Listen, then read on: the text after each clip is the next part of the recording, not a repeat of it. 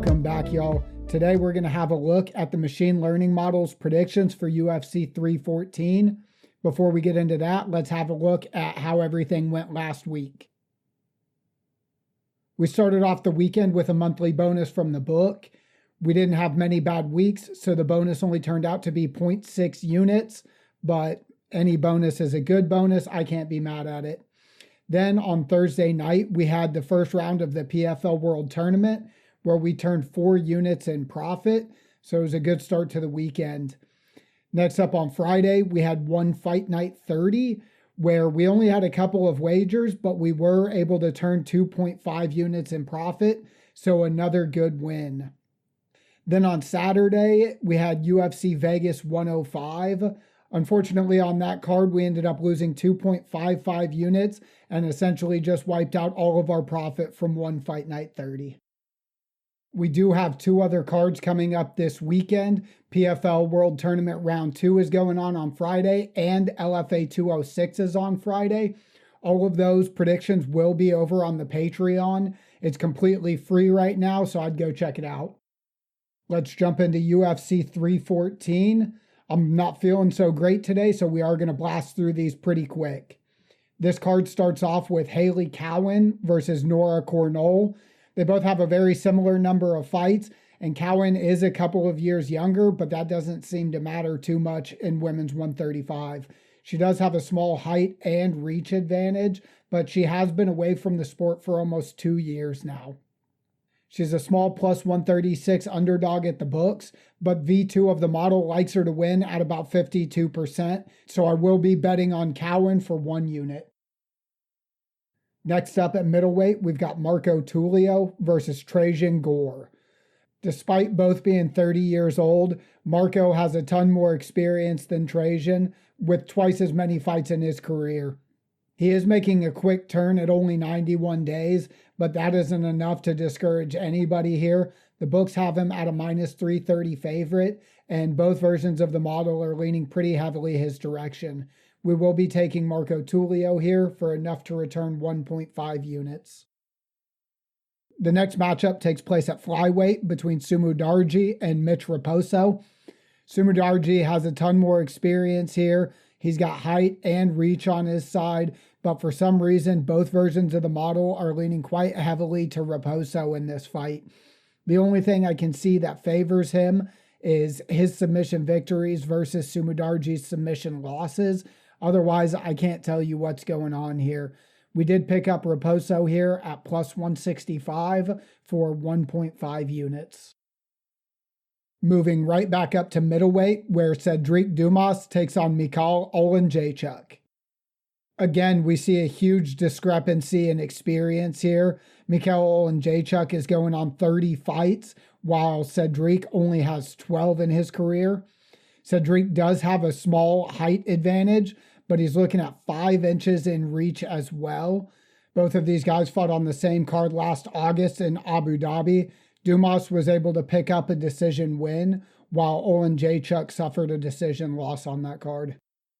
At the books, Dumas is a plus 170 underdog, but both versions of the model see value in him here.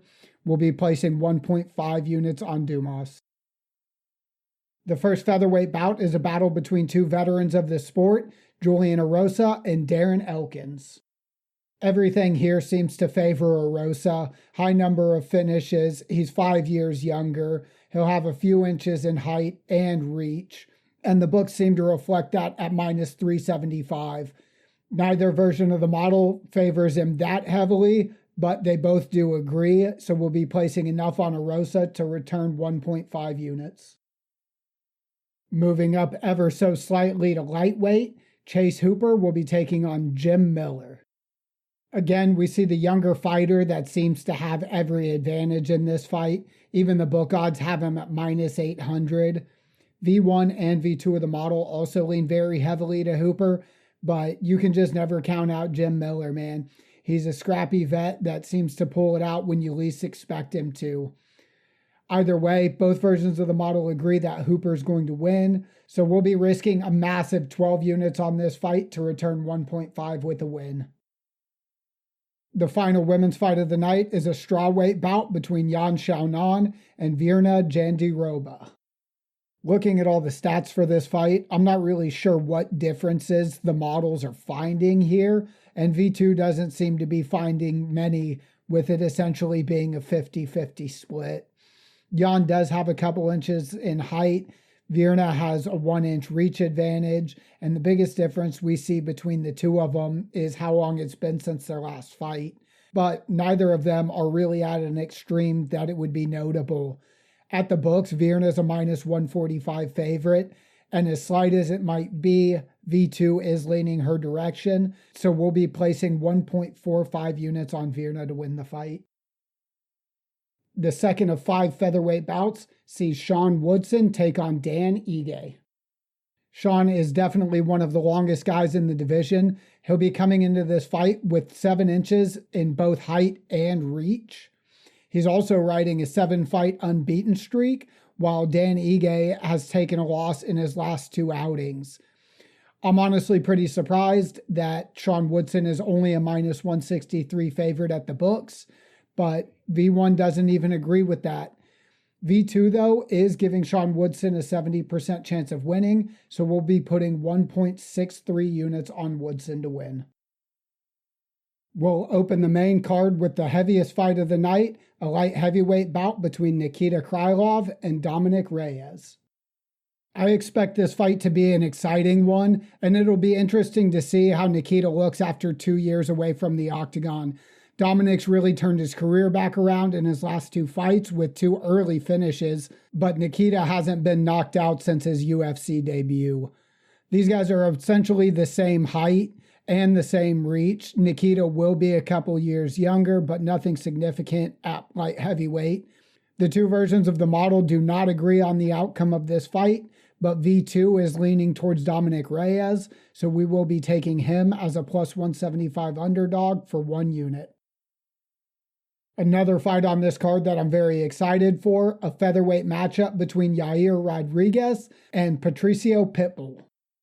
I know Patricio's getting old and he's probably not in his prime anymore, but I am very excited to see him come over to the UFC. He had a 24-6 record in Bellator and beat some of the best in the world over there. He'll be taking on Yair Rodriguez, who's going to have a significant advantage in both height and reach, as well as being 5 years younger. Rodriguez is a small favorite at the books, coming in at -190. Both versions of the model also lean towards Yair here, so we'll be placing enough on him to return 1.5 units. The feature bout also takes place at featherweight, this one between John Silva and Bryce Mitchell. I don't know what to say here. I'm very disappointed in V2 of the model. It decided that Bryce Mitchell should be the favorite in this matchup, and I, for the life of me, cannot find any reason that you would bet against the fighting nerds right now. Despite that, I don't make decisions anymore. V2 says bet Bryce Mitchell. He's a pretty big underdog at +213, but we'll be putting 1 unit on him to win this fight. In the co-main event, we see Paddy Pimblett take on Michael Chandler at lightweight. Paddy is 8 years younger, and he's got a couple inches in both height and reach. Plus, he's on an 8-fight win streak because somehow we're still giving him credit for that robbery over Jared Gordon. Unfortunately for Chandler, he hasn't had much success since moving over to the UFC, and he spent a few years on the sidelines yelling at Conor McGregor. Fortunately, he's a very exciting fighter who's earned performance bonuses in 5 of his 6 UFC bouts. I'm honestly really excited for this fight. At the books, Paddy's a -170 favorite, and both versions of the model lean very, very heavily towards him.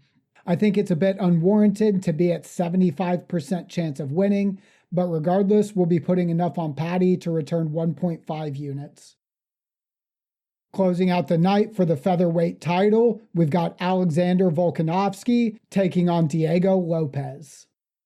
Volk has had a rough go of it in his last couple of fights, and I think 400 days out of the octagon may have served him well, to be honest with you. He will be giving up 5 inches in height as well as 1 inch in reach to Diego, but despite this, he's still a very small -120 favorite at the books. The two versions of the model do not agree on this at all. V1's got Diego winning at a 63% clip, while V2 has only got Volk winning at about 55%. V2 of the model is more reliable, so we will still be betting that. We'll be taking Volkanovski here for 1.2 units. Now that we've had a look at all the fights, let's take a look at the totals for UFC 314. We made wagers on all 13 fights on this card. We bet on 8 of the favorites and 5 of the underdogs. Just over half of those were upscaled to 1.5 plus, 5 of the favorites and only 2 of the underdogs. Our total risk was right about 38% of our bankroll, and our potential win is 58.37 units. Our potential gain on this card is just over 20 units, which would be an ROI of 53.69%. If you'd like to see the model's predictions for round 2 of the PFL World Tournament and LFA 206, check them out at the Patreon linked below. All of that's still free right now. That's all I've got for you this week. Thank you for watching and good luck on all your picks.